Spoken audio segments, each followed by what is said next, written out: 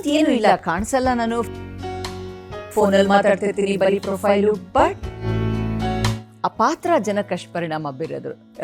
ಹಾಗಾಗಿ ಬೆಳದಿಂಗಳ ಬಾಲೆ ಪಟ್ಟ ಬಂತು. ಅದು ಬೆಳದಿಂಗಳ ಬಾಲೆ ಸಿನಿಮಾಕ್ಕೆ ಆಯ್ಕೆಯಾಗಿದ್ದೆ ಬಹಳ ರೋಚಕ ಅಂತ ತಾವು ದಯವಿಟ್ಟು ನೆನಪು ಮಾಡಿಕೊಡಿ ಅದನ್ನ ಲೈಫ್ ಲಾಂಗ್ ಮರೆಯೋಕ್ಕೂ ಸಾಧ್ಯ ಅಲ್ಲ. ಎಲ್ಲ ಇಂಟರ್ವ್ಯೂಲು ಅದೇ ವಿಷಯ ಹೇಳ್ತೀನಿ. ಆಗ ದೇಸಾಯಿ ಅವರು ಆಗಲೇ ಸಾಕಷ್ಟು ಹೆಸರು ಮಾಡಿದರು. ತರ್ಕ, ಉತ್ಕರ್ಷ ಅದೆಲ್ಲ ರಿಲೀಸ್ ಆಗಿತ್ತು. ಸೊ ಅವ್ರದ್ದೇ ಒಂದು ಥ್ರಿಲ್ಲರ್ ಮೂವಿ ಇದು ಒಂದು ಅವ್ರದ್ದು ಇತ್ತಲ್ಲ, ಸಿನಿಮಾಗಳು ಸಖತ್ ಫೇಮಸ್ ಆಗಿದ್ರು. ಬಟ್ ಇದು ಬೆಳದಿಂಗಳ ಬಾಲೆ ತುಂಬಾ ವಿಭಿನ್ನವಾದ ಕಥೆ ಅಲ್ವಾ. ಇನ್ಫ್ಯಾಕ್ಟ್ ಯಂಡಮೂರಿ ಅವ್ರದ್ದೆಲ್ಲ ಅದೇ ಥರ ಡಿಫ್ರೆಂಟ್ ಸ್ಟೋರೀಸು. ಆ್ಯಂಡ್ ನಾನು ಅವ್ರದ್ದು ಕಥೆಗಳೆಲ್ಲ ಓದಿದ್ದೆ. ಆ್ಯಂಡ್ ಇದು ಸಿನಿಮಾ ಮಾಡ್ತಾರೆ ಅಂತ ಸುದ್ದಿ ಇತ್ತು. ಬಟ್ ಒಂದಿನ ಏನಾಯಿತು, ನಾನು ಆಗಿನ್ನು BSc ಮುಗಿಸಿದ್ದೆ. ಯೂಶ್ವಲ್ ಇರುತ್ತಲ್ಲ ನಮ್ಮ ಮಿಡ್ಲ್ ಕ್ಲಾಸ್ ಇದರಲ್ಲಿ, ಓಕೆ ಡಿಗ್ರಿ ಆಯಿತು. ನಾನು ಮುಂಚೆ ನಾನು ಇಂಜಿನಿಯರಿಂಗ್ ಅಥವಾ ಡಾಕ್ಟ್ರ್ ಇದು ಮಾಡಬೇಕು, ಓದಬೇಕು, MBBS ಓದಬೇಕು ಅನ್ನೋದು ನಾನು ಯಾವತ್ತೂ ಯೋಚನೆ ಮಾಡಿರಲಿಲ್ಲ. ಸೊ BSc ಮಾಡಿದೆ PCMನಲ್ಲಿ. ಅದಾದಮೇಲೆ ಬ್ಯಾಂಕ್ ಎಕ್ಸಾಮು ಅಂದ್ಕೊಂಡು ಬ್ಯಾಂಕ್ ಎಕ್ಸಾಮ್ಗೆ ಹೋಗಿದ್ದೆ ಮಹಾರಾಣೀಸ್ ಕಾಲೇಜಲ್ಲಿ. ಅಲ್ಲಿಗೆ ಅಷ್ಟರಲ್ಲಿ ದೇಸಾಯಿ ಅವರು ಆ ಟೈಮಲ್ಲಿ ನಮ್ಮ ಮನೆಗೆ ಹುಡ್ಕೊಂಡು ಬಂದಿದ್ದಾರೆ ಬೆಳದಿಂಗಳ ಬಾಲೆ ಕೇಳೋಕ್ಕೆ. ನಾನು ಇರಲಿಲ್ಲ ಮನೆಯಲ್ಲಿ. ಸರಿ, ನಮ್ಮ ತಂದೆ ಜೊತೆ ಅವರು ಮಹಾರಾಣೀಸ್ ಕಾಲೇಜ್ ಹತ್ರ ಬಂದರು. ಬಟ್ ನಾನಾಗ ಎಕ್ಸಾಮ್ ಮುಗಿಸಿ ಅಲ್ಲಿಂದ ಬಸ್ ಸ್ಟಾಪಿಗೆ ಬಂದಿದ್ದೆ. ಸೊ ಅವ್ರು ಆಮೇಲೆ ಅಲ್ಲಿಂದ ಅಲ್ಲಿಗೆ ಹುಡ್ಕೊಂಡು ಬಂದು, ಅವ್ರು ಅವತ್ತೇ ಸಾಯಂಕಾಲ ಆ್ಯಕ್ಚುಲಿ ಡೆಲ್ಲಿಗೆ ಹೊರಡಬೇಕಿತ್ತು. ಸೊ ಅಷ್ಟರಲ್ಲೇ ಕಾರಲ್ಲೇ ಕೂತ್ಕೊಂಡು ಬನ್ನಿ ಕೂತ್ಕೊಳ್ಳಿ ಮಾತಾಡೋಣ ಅಂತ ಹೇಳಿ, ಹೀಗೆ ನಾನು ಇವತ್ತು ಹೊರಡ್ತೀನಿ, ಬಟ್ ಈ ಥರ ಬೆಳದಿಂಗಳ ಬಾಲೆ ಕಥೆ ಇದೆ, ಹೀಗಿದೆ ಪಾತ್ರ, ಮಾಡ್ತೀರಾ ಅಂತೆಲ್ಲ ಕೇಳಿಕೊಂಡು ಹಾಗೆ ಮಾತಾಡಿಕೊಂಡು ಅವ್ರು ಅಲ್ಲಿಂದ ಸಾಯಂಕಾಲದ ಟ್ರೈನ್ ಹತ್ತಿದ್ರು ಡೆಲ್ಲಿಗೆ. ಸೊ ನಾನು ಮನೆಗೆ ಹೋಗಿ ಅದಾಗೊಂದು 2-3 ಡೇಸಲ್ಲಿ ಅನಿಸುತ್ತೆ ನಾನು ಹೊರಟಿದ್ದು. ಯಾಕೆ ಒಪ್ಕೊಂಡೆ ಅಂದರೆ, ಒಂದು ಅಫ್ಕೋರ್ಸ್ ಅವ್ರ ಹೆಸರು ಗೊತ್ತಿತ್ತಲ್ಲ, ಆ್ಯಂಡ್ ಸಿನಿಮಾ ವಿಭಿನ್ನವಾದ ಕಥೆ. ಆ್ಯಂಡ್ ನನ್ನ ಆಲ್ ಟೈಮ್ ಫೇವ್ರೆಟ್ ಅನಂತ್ನಾಗ್ ಅವ್ರ ಜೊತೆ ಕೆಲಸ ಮಾಡೋ ಅವಕಾಶ. ಸೊ ಹೆಂಗೆ ಬಿಡಕ್ಕೆ ಇಲ್ಲ, ಬೆಳದಿಂಗಳ ಬಾಲೆನಂತೂ ಇರ್ತಾನೆ. ಯಾ ಇಲ್ಲ, ಅದಾದಮೇಲೆ ಶೂಟಿಂಗ್ ಆಗಿದ್ದು ನಿಷ್ಕರ್ಷ, ಆಮೇಲೆ ಫಸ್ಟ್ ಬೆಳದಿಂಗಳ ಬಾಲೆನೇ ಆಗಿದ್ದು. ಸೊ ಅನಂತ್ನಾಗ್ ಅವ್ರ ಜೊತೆ ಕೆಲಸ ಮಾಡೋ ಅವಕಾಶ. ಸೊ ಹಾಗಾಗಿ ಒಪ್ಕೊಳ್ದೇ ಇರೋಕ್ಕೆ ಏನೂ ಇದೇ ಇರಲಿಲ್ಲ, ಕಾರಣನೇ ಇರಲಿಲ್ಲ. ಅಫ್ಕೋರ್ಸ್ ಗೊತ್ತಿತ್ತು ಪಾತ್ರ ಹೀಗೆ ಎಲ್ಲೂ ಕಾಣಿಸ್ಕೊಳ್ಳಲ್ಲ ಅಂತೆಲ್ಲ. ಆದರೆ ಇವತ್ತಿಗೂ ಜನ, ಈಗ ನೀವು ಹೇಳಿದ್ರಲ್ಲ ಹಾಗೆ ಬೆಳದಿಂಗಳ ಬಾಲೆ, ಎಲ್ಲರೂ ಬೆಳದಿಂಗಳ ಬಾಲೆ ಅಂತಲೇ ಅಂತಾರೆ. ಇನ್ಫ್ಯಾಕ್ಟ್ ಅದಕ್ಕಿಂತ ಹೆಚ್ಚು ಖುಷಿ, ಆಶ್ಚರ್ಯ ಎಲ್ಲ ಆಗೋದು ಕೂಡ, ನಿಮ್ಮದ್ರಲ್ಲಿ ಆ್ಯಕ್ಟಿಂಗ್ ನಿಮ್ಗೆ ತುಂಬ ಚೆನ್ನಾಗಿತ್ತು. ಯಾಕೆಂದರೆ ಆ್ಯಕ್ಟಿಂಗ್ ಅಂತ ಏನೂ ಇಲ್ಲ, ಕಾಣಿಸಲ್ಲ, ನಾನು ಫೋನಲ್ಲಿ ಮಾತಾಡ್ತಿರ್ತೀನಿ, ಬರೀ ಪ್ರೊಫೈಲು. ಬಟ್ ಆ ಪಾತ್ರ ಜನಕ್ಕೆ ಅಷ್ಟು ಪರಿಣಾಮ ಬೀರೋದು. ಸೊ ಹಾಗಾಗಿ ಬೆಳದಿಂಗಳ ಬಾಲೆ ಪಟ್ಟ ಬಂತು. ಖುಷಿ ಇದೆ ಅಷ್ಟೇ. ಖಂಡಿತವಾಗ್ಲೂ ಎಲ್ಲೂ ಕಾಣಿಸ್ಕೊಳ್ಳೋದೇ ಇಲ್ಲ. ಒಂದು ಹಾಡಲ್ಲಿ ಸ್ವಲ್ಪ ಹಿಂಗೆ ಬಂದು ಎಲ್ಲೆಲ್ಲಿ ಕಾಣಿಸ್ತೀನಿ ಅಂದರೆ, ಆ ಸಿನಿಮಾದಲ್ಲಿ ಒಂದು ಕ್ಯಾಲೆಂಡರ್ ಇರುತ್ತೆ ಅನಂತ್ನಾಗ್ ಅಂದರೆ ರೇವಂತ್ನ ಆಫೀಸಲ್ಲಿ ಒಂದು ಕ್ಯಾಲೆಂಡರು. ಅದರಲ್ಲಿ ಬೇರೆ ಬೇರೆ ಇದರಲ್ಲಿ ನಂದು ಒಂದು ಪೇಜಲ್ಲಿರುತ್ತೆ ನನ್ನ ಫೇಸು. ಅಲ್ಲಿ ಕ್ಲಿಯರಾಗಿ ಫೇಸ್ ಕಾಣುತ್ತೆ. ಅದರ್ವೈಸ್ ಹಾಡಲ್ಲೂ ನೀ ಯಾರು ನಾನು ಅರಿಯೇನೂ ಸ್ವಲ್ಪ ಚೂರು ಅಷ್ಟೇ. ಬಟ್ ಬಾಕಿದೆಲ್ಲ ಫೋನಲ್ಲಿ ಮಾತಾಡೋದೆಲ್ಲ ಪ್ರೊಫೈಲ್, ಎಲ್ಲೂ ಫೇಸ್ ತೋರಿಸಿಲ್ಲ.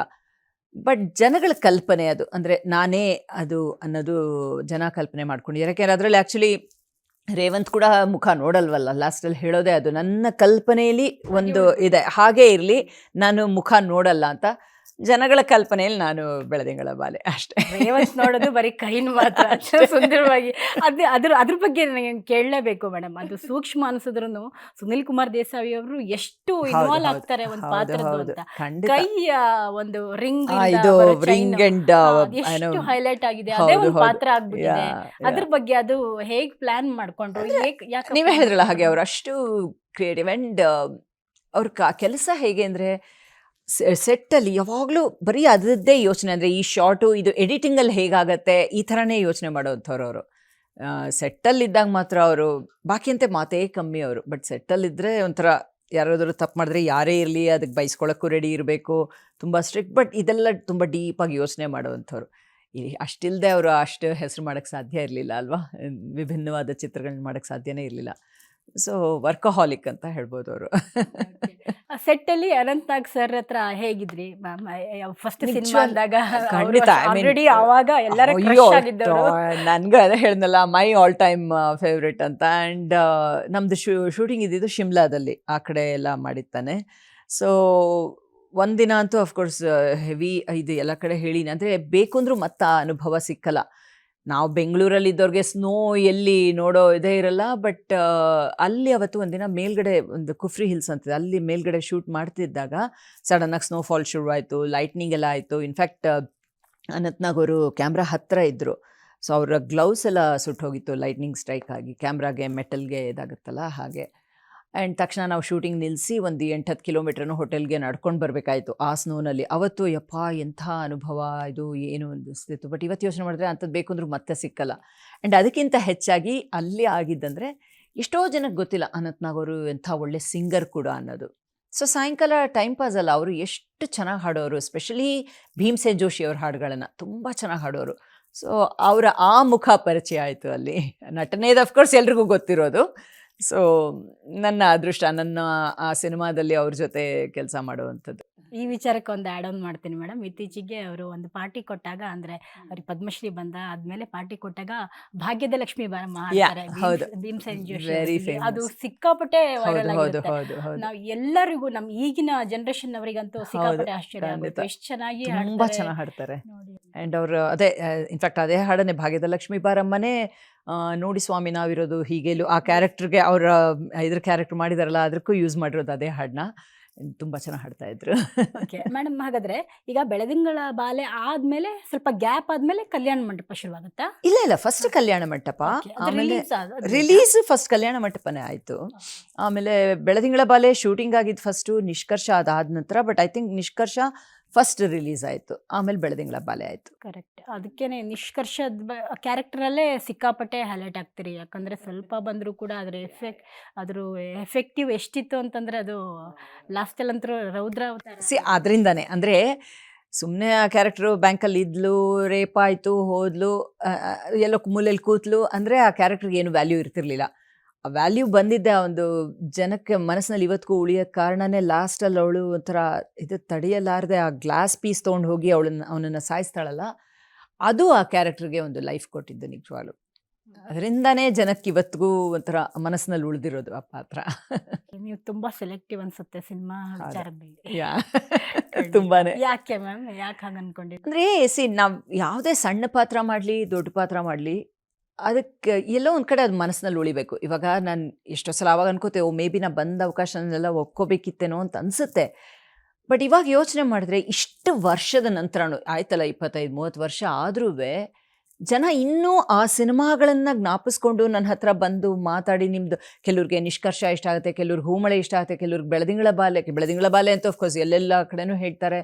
ಹೀಗೆ ಒಂದೊಂದು ಪಾತ್ರ ಕೂಡ ಜನಕ್ಕೆ ಅದು ಇಷ್ಟು ವರ್ಷದ ನಂತರನೂ ಮನಸ್ಸಿನಲ್ಲಿ ಉಳಿದಿದೆ. ಅದು ಮುಖ್ಯ ಅಷ್ಟೇ. ಇವಾಗ ನಾನು ಮಂದಾರ ಹೂವೆಯಲ್ಲಿ ತಂಗಿ ಪಾತ್ರ ಮಾಡಿದೆ, ಮುಂಗಾರಿನ ಮಿಂಚುಲಿ ಫಸ್ಟ್ ಹಾಫಲ್ಲಿ ಒಂದು 20 ಮಿನಿಟ್ಸ್ ಬರೋ ಪಾತ್ರ, ಸೆಕೆಂಡ್ ಹೀರೋಯಿನ್ ಅದು.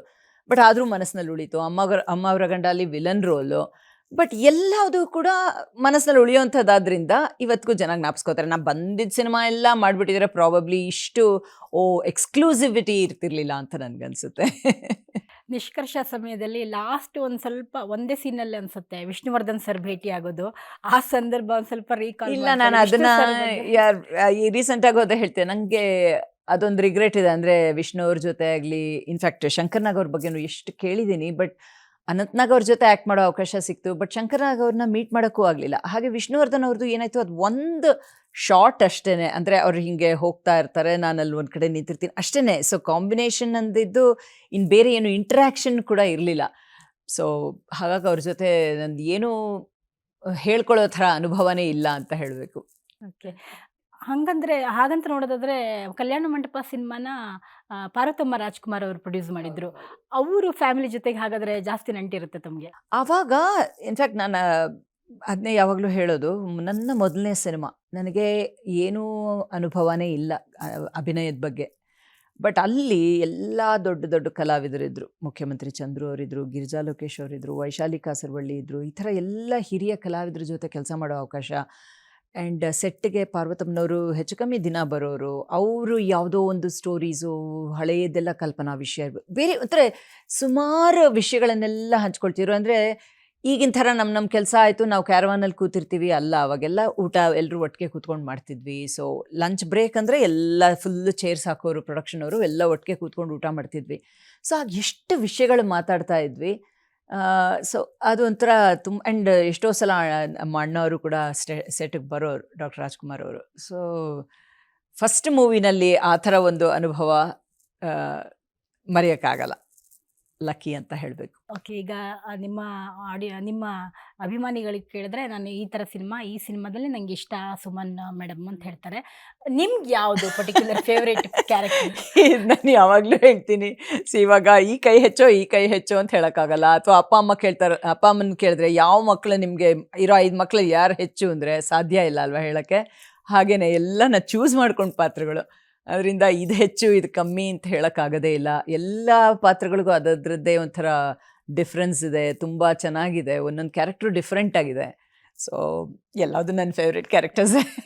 ಹೂಮಳೆ ಬಗ್ಗೆ ರೀಕಾಲ್ ಮಾಡ್ಕೋಬೋದಾ? ಹೂಮಳೆ ಅಂತೂ ಆ ಹಾಡಂತೂ ಈಗಲೂ ಹೇಳ್ತಾರೆ, ಹೂಮಳೆ ಹೌದು. ಎವರ್ಗ್ರೀನ್ ಹೂಮಳೆ ಇನ್ನೊಂದು ವಿಭಿನ್ನವಾದ ಚಿತ್ರ. ಅಂದರೆ ನಾಗ್ತಿಹಳ್ಳಿಯವರು ನನ್ನ ಹೀಗೆ ನಾಯಕಿಯಾಗಿದ್ರಲ್ಲಿ ಮಾಡ್ತೀಯಾ ಅಂತ ಕೇಳಿದಾಗ, ಯಾಕೆಂದರೆ ಆಗಿನ ಕಾಲದಲ್ಲಿ ವಿಧವಾ ವಿವಾಹ ಅನ್ನೋದು ಅಷ್ಟು ಒಂದು ಇದಿರಲಿಲ್ಲ. ಸೊ ಇನ್ಫ್ಯಾಕ್ಟ್ ಪ್ರೊಡ್ಯೂಸ್ ಮಾಡಿದವರು ನಡಹಳ್ಳಿ ಶ್ರೀಪಾದರಾವ್ ಅವರು ಇನ್ಫ್ಯಾಕ್ಟ್ ಒಬ್ಬರು ವಿಡೋನ ಮದುವೆ ಆಗಿದ್ರು. ಆ್ಯಂಡ್ ಅವರು ಒಂದು ಪರಿವರ್ತನಾ ಅಂತ ಒಂದು ಸಂಸ್ಥೆ ನಡೆಸ್ತಾ ಇದ್ರು. ಈ ಥರ ವಿಧವಾ ವಿವಾಹಕ್ಕೆ, ಮರುವಿವಾಹಕ್ಕೆ ಒಂಥರ ಪ್ರೋತ್ಸಾಹ ಕೊಡುವಂಥ ಒಂದು ಸಂಸ್ಥೆ.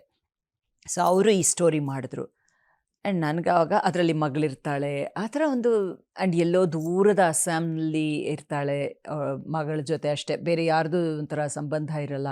ಆ್ಯಂಡ್ ಹೀರೋ ಬರ್ತಾನೆ ಕರ್ನಾಟಕದಿಂದ ಬಂದು ಅವಳ ಜೊತೆ ಇನಿಷಿಯಲಿ ಆ ಒಂದು ಫ್ರೆಂಡ್ಶಿಪ್ ಆಗುತ್ತೆ. ಬಟ್ ಆಮೇಲೆ ಅವಳಿಗೆ ಆ ತುಮುಲ ತಪ್ಪ, ಸರಿ ನಾನು ಮಗಳಿದ್ದಾಳೆ, ನಾನು ವಿಧವೆ, ನನ್ನ ಇದ್ರ ಬಗ್ಗೆ ಯೋಚನೆ ಮಾಡೋದು ತಪ್ಪ, ಇದೆಲ್ಲ ಒಂದು ತುಂಬ ಚೆನ್ನಾಗಿ ಕಥೆನ ಹೆಣೆದಿದ್ದಾರೆ. ಆ್ಯಂಡ್ ಅಭಿನಯಕ್ಕಂತೂ ತುಂಬ ಅವಕಾಶ ಇದ್ದಂಥ ಒಂದು ಪಾತ್ರ.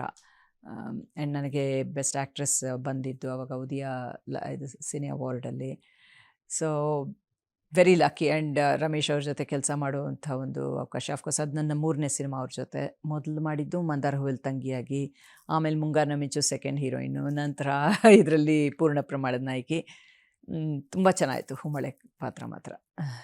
ಮೇಡಮ್, ಒಂದು ರಿವೀಲ್ ಮಾಡ್ಬೋದಾ? ಈಗ ಆರ್ಟಿಸ್ಟ್ಗಳಿಗೆ ಸ್ಕ್ರೀನ್ ನೇಮ್ ಬೇರೆ, ರಿಯಲ್ ನೇಮ್ ಬೇರೆ ಅಂತಿರುತ್ತೆ. ತಮ್ಮದು ಸುಮನ್ ನಗರ್ಕರ್ ರಿಯಲ್ ನೇಮೇನಾ? ಹುಟ್ಟಿದಾಗಿಂದ ನಾನು ಹೋಗೋವರೆಗೂ ಸುಮನ್ ನಗರ್ಕರ್. ಅಪ್ಪ ಅಮ್ಮ ಇಟ್ಟ ಹೆಸರೇ ಸುಮನ್ ನಗರ್ಕರ್. ಸೊ ಹಾಗಾಗಿ ಅದೇ ಉಳೀತು.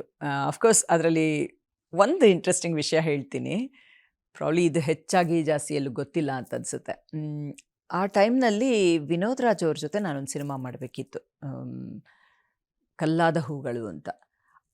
ಆಗ ನನ್ನ ಹೆಸರನ್ನು ಅವರು ಚೇಂಜ್ ಮಾಡೋಕ್ಕೆ ಯೋಚನೆ ಮಾಡ್ತಿದ್ರು ಪ್ರೊಡ್ಯೂಸರ್ಸು. ನೀವು ವೇದಶ್ರೀ ಅಂತ ಮಾಡ್ಕೊಳ್ಳಿ, ಯಾಕೆಂದರೆ ಆಗ ಮಾಲಾಶ್ರೀ ಅವರು ಥರ ಉತ್ತುಂಗದಲ್ಲಿದ್ದಂಥ ಕಾಲ. ಸೊ ಆವಾಗ ಮಾಡ್ಕೊಳ್ಳಿ ವೇದಶ್ರೀ ಮಾಡ್ಕೊಳ್ಳಿ ಅಂತ. ಬಟ್ ನನಗದು ಅಷ್ಟು ಇಷ್ಟನೂ ಇರಲಿಲ್ಲ. ಬಟ್ ಆಮೇಲೆ ಆ ಸಿನಿಮಾನೂ ನಿಂತು ಹೋಯಿತು. ಸೊ ಅದಾಗಲಿಲ್ಲ. ಬಟ್ ಅದರ್ವೈಸ್ ಯಾವುದೇ ಕಾರಣಕ್ಕೂ ನನ್ನ ಹೆಸರು ಚೇಂಜ್ ಮಾಡೋ ಐಡಿಯಾ ನನಗೆ ಬಂದೇ ಇಲ್ಲ. ಯಾವ ಅಂದಾಜು ಯಾವ ಇಸ್ವಿ ಮೇಡಮ್ ಅದು? 90s. ಆ ಟೈಮಲ್ಲಿ